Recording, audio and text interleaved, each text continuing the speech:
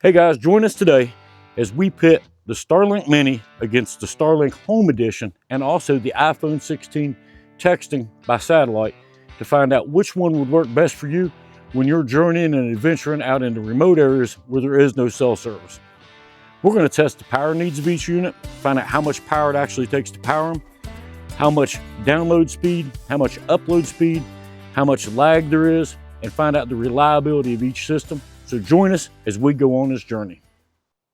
Okay, let's just start out with the big boy system first and find out what it's going to take to power it, how well it does out here.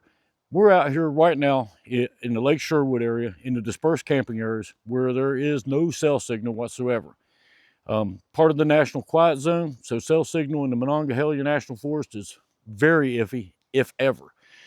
So when I'm out journeying with the rooftop tent or packing my tent in somewhere, I want a system that'll allow me to stay in touch should I have an emergency, whether I just need a little entertainment. The first system we're going to test today is the Starlink Home Edition. I use this at home. I work remotely, and it gives me plenty of power to do everything I need to do with my regular job, and also including editing and uploading YouTube videos. So we're going to test it out here in the field to see how much power it consumes, to see if it's actually a viable source that we could bring out into the field and use when Tracy and I are using the rooftop tent or just camping in our tents somewhere. Okay, the home system's a little bigger and a little bulkier. The weight of this system is, and that may be a prohibiting factor in taking it somewhere where you are on foot or you have a limited amount of space to carry it. It comes with a router that sits inside the house. That plugs into the wall, and then a cable connects your dish, and then the cable brings the data from the dish into the house. So we'll set this out in the field.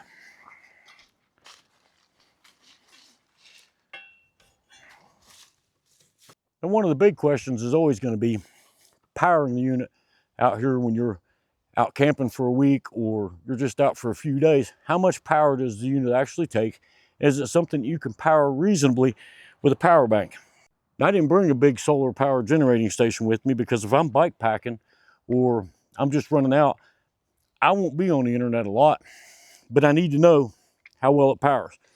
The first thing we have is a 150 watt Ryobi 18 volt inverter on a Ryobi 6 amp hour 18 volt battery. We'll test it on that. This is a Ryobi 300 watt inverter using a 40 volt battery that's also 6 amp hours. And our third method of powering is a Predator 2000 watt quiet inverter generator. So first we'll try to power it up with the least of our power. Another thing that I'm going to use today is a power meter, a kilowatt meter, that actually judges how much power something's pulling constantly so we can see that in real time. So we'll plug that into the inverter, plug the Starlink into this, power the inverter on, and see if the 150 watt inverter is enough to power the main dish. Okay, on startup, we're pulling 5 watts. Our light's still green. It's pulling 9 watts now.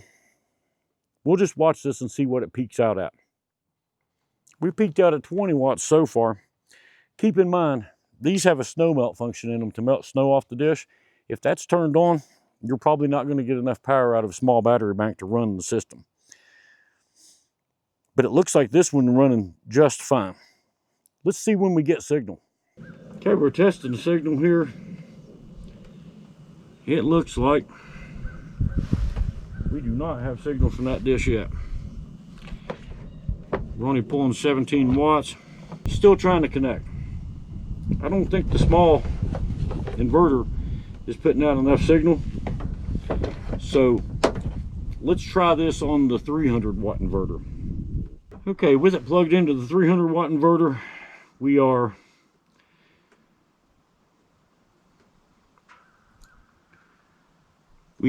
connected.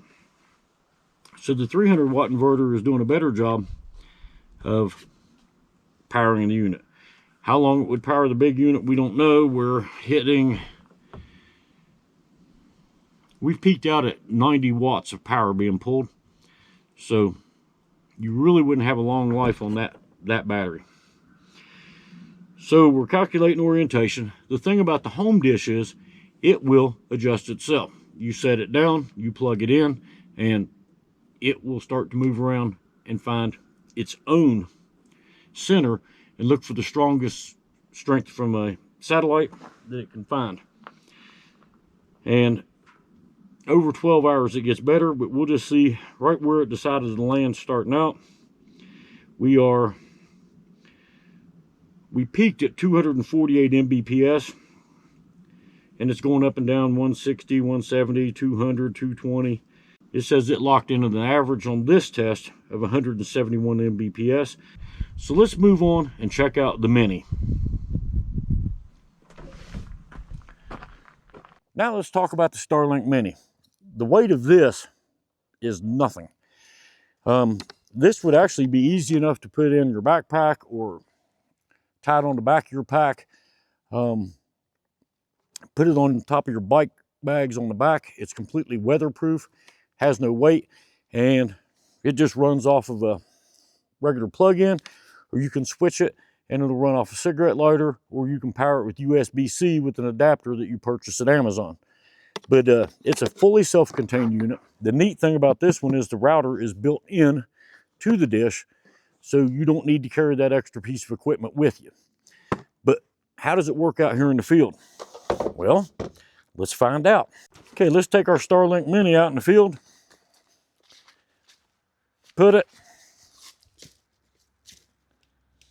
The Starlink Mini won't find its own orientation like the big Starlink dish, the main home version, does. It won't constantly adjust itself looking for the best signal strength. You kind of place it, let it find a satellite, and then once it's connected, there's an area in the screen in the Starlink app that'll show you in real time how to place the dish for the best signal. But let's just start this thing up and see if it'll fire up off this battery. We're gonna plug it in and see what kind of power it starts taking. 0.4 watts, 7.8, 9.4, 10 watts, 11, 12. So we can see that the mini dish is taking a lot less power than the big dish did already, which means your batteries are going to last a lot longer out in the field. So let's see how this thing's doing now.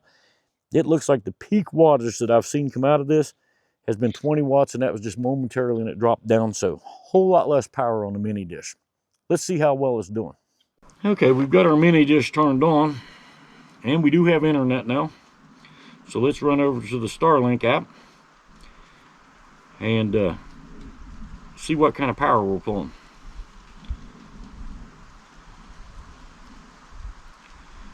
It says it's online. Oh gosh, it's giving me a software update. They probably charged me for that data. And it says that my Starlink is aligned and pointed the right direction. So let's speed test this one.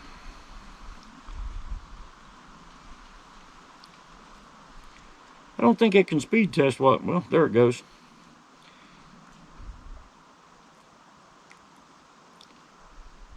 We're getting 63 Mbps, which is enough to watch YouTube videos, play games, do anything. And we're at 12 Mbps, 13 on the upload strength. Pretty good upload strength. And a 22 millisecond lag, which is definitely not bad. Let's run it again.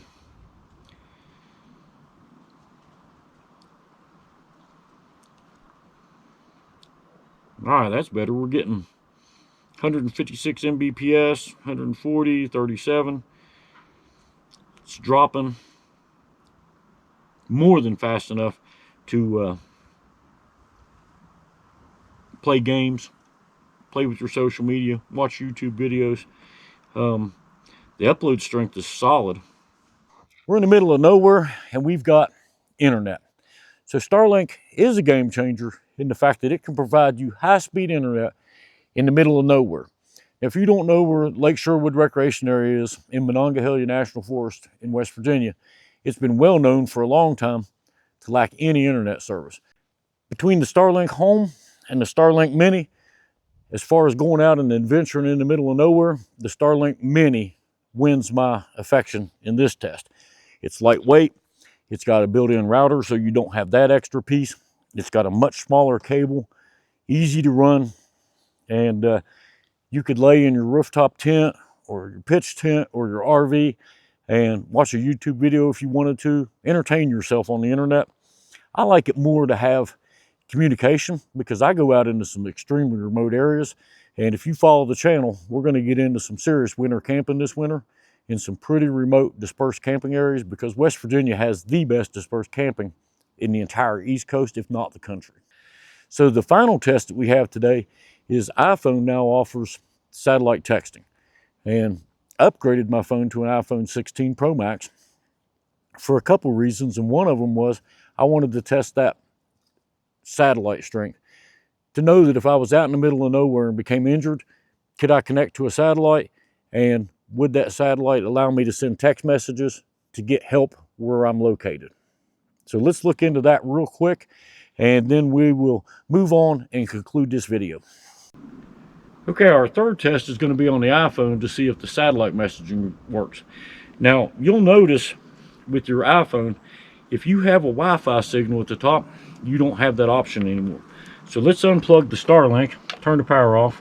Now you'll see the satellite right up in the top right corner of your iPhone. You'll see that satellite. So if you go to send a text message, and we'll check in with Tracy. I probably can't give you the world, but you can have this cool rock I found. That's kind of Tracy and I. So it'll ask me if I want to use satellite text messaging.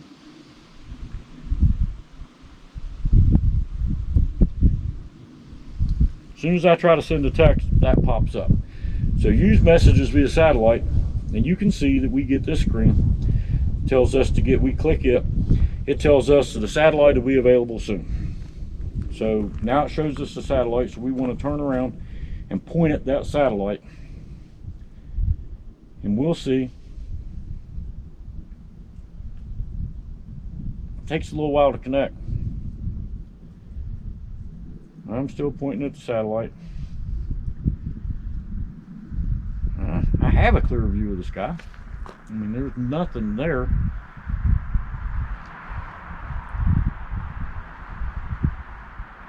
We're still trying.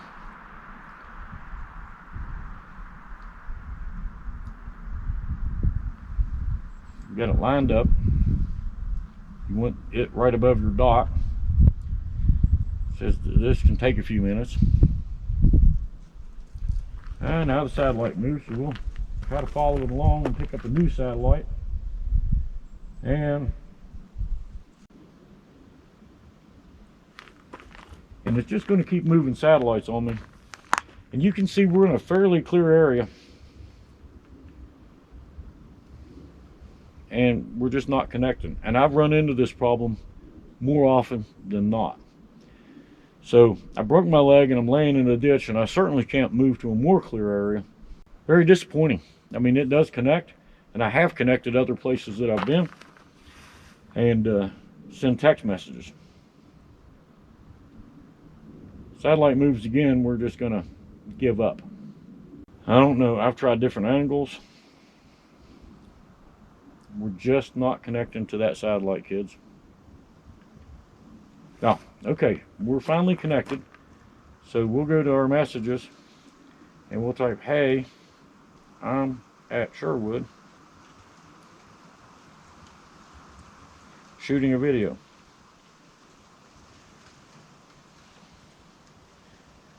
Video. A video. We don't even know what a video is, but there it is. And we sent that text message. I should mention that Tracy is currently at church, so she probably isn't going to answer me. But it did send the message, and when she receives it, I'll get a message back. All right, guys, that's it. I'm going to wrap this video up now. I didn't intend to make a really long video. I just wanted to give you the facts quick and tell you and show you which one works and give you the ability to make a decision based on your needs and your power supplies to have internet when you travel out into remote areas. My final words on each system so that you know where I stand and what I felt I saw as I tested these systems. The Starlink home version is a beast. We've used it at our residence for about 3 years now, and we don't have a lot of downtime. It just continues to put out. There are moments when we have had heavy enough rain that it blanked out for a few seconds until it could find a satellite again. The pros of the home version are you just set it down and it uses a motor and it constantly keeps itself in contact for the best signal strength all the time. The snow melt function on it works amazingly. I've had the dish here and snow that deep and just a rounded divot where the satellite kept itself clear. However, it uses more power, it's bigger, it's bulkier, and it's more to carry around. But if you want a system that works both at home and out in the field and only want to buy one, I'd buy the home version and make sure you had a way to power it when you needed the internet. Now the Mini is very compact, very light, and easy to pack in a backpack, take on a backpacking trip, throw it in your gear to go camping. It doesn't take up a lot of space because the router's built in. It doesn't have that external router that adds to the weight and bulk of it. So the Starlink Mini is my favorite choice at this point for traveling out in the field. The final thing that we tested today was the iPhone with its satellite communications. It's worked for me, and I got it last year, and I've done winter camping last year with it and was able to text Tracy and tell her good night and that I loved her and all those good things that a good husband does. But at times it's been very difficult to get it to connect, and you have a lot of time spending walking around looking for satellites, and it doesn't do good under tree cover. The other problem I had with the iPhone satellite texting was on our last trip, in our last video, we went to Mauer Basin. We were originally going to stay at a different camp area, dispersed camp area, but there were no decent sites available, so I wanted to move, so I texted my brother. He's on a high-end Android phone. I think it's a Samsung, and he was getting my text messages, and he was answering them, but I wasn't getting his replies in a timely manner. So he texted Tracy, who has an iPhone and was at home, and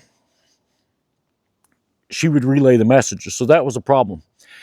With the Starlink, either system, as long as you have Wi-Fi calling enabled on your cell phone, you can make phone calls, you can send text messages, you can surf the internet just like you're sitting in the comfort of your living room. And if you do winter camping like I do, it's good to have a little entertainment from time to time when you're stuck in a rooftop tent in a blinding snowstorm. So my final thoughts are Starlink Mini. That's the one I'm going to go with for my travels out in the field. The Starlink Home, I'm going to keep it home because I like the fact that the router is inside. I can actually hook a Cat 5 cable to it if I want to and plug directly into my computer. And it just adjusts itself constantly. So for my outdoor travels, Starlink Mini for the win. Hands down, that's the best system I see. So I'm going to cut out of here, be done with this video, and get ready because our next videos are going to be outdoor adventures again. And you want to subscribe to the channel, give us a thumbs up, and please leave a comment because that helps channels get more views, and more views is why we stand here and do the things that we do to help y'all out. So without further ado, peace out.